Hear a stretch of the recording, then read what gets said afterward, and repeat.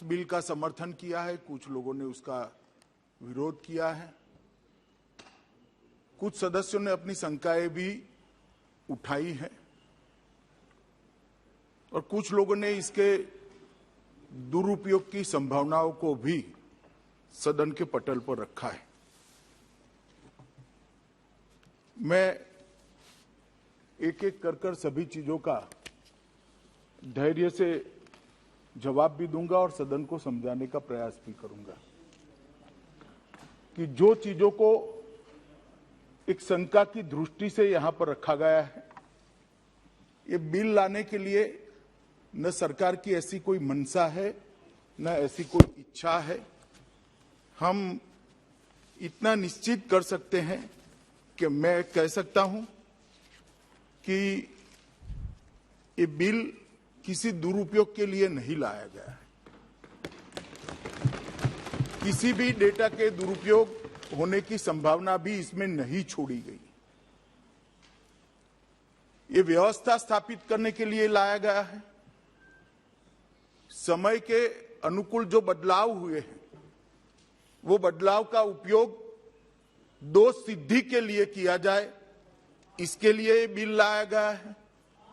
और जो लोग ह्यूमन राइट की दुहाई दे रहे हैं, उनको मैं ये भी कहना चाहता हूं, मेरा करबद्ध निवेदन है कि उनके भी ह्यूमन राइट की चिंता करिएगा जो अपराधियों से प्रताड़ित होते हैं।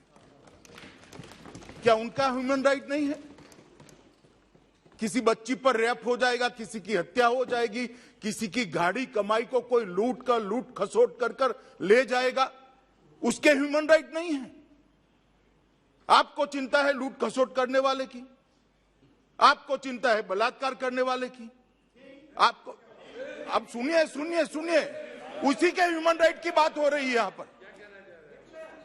मगर मैं एक कहना चाहता हूं, ये नरेंद्र मोदी सरकार है साहब, जो कानून के अधिकार, कानून के हिसाब से जीने वाले लोग हैं, उसके ह्यूमन राइट की चिंता करना सरकार का दायित्व है और इससे कोई नहीं रोक सकता। ह्यूमन राइट के कई मायने होते हैं, एक ही चश्मे और एक ही नजरिए से ह्यूमन राइट को नहीं देखा जाएगा। जो लोग कानून के हिसाब से जीते हैं, गाड़ी मेहनत करते हैं, खून पसीना बहाकर अपनी संपत्ति अपने बच्चों के भविष्य के लिए इकट्ठा करते हैं, कोई जाकर उसको झांसा देकर ले जाता है, कोई चोरी कर ले जाता है, कोई लूट कर ले जाता है, किसी की हत्या कर दी जाती है, उन लोगों के कोई ह्यूमन राइट नहीं है।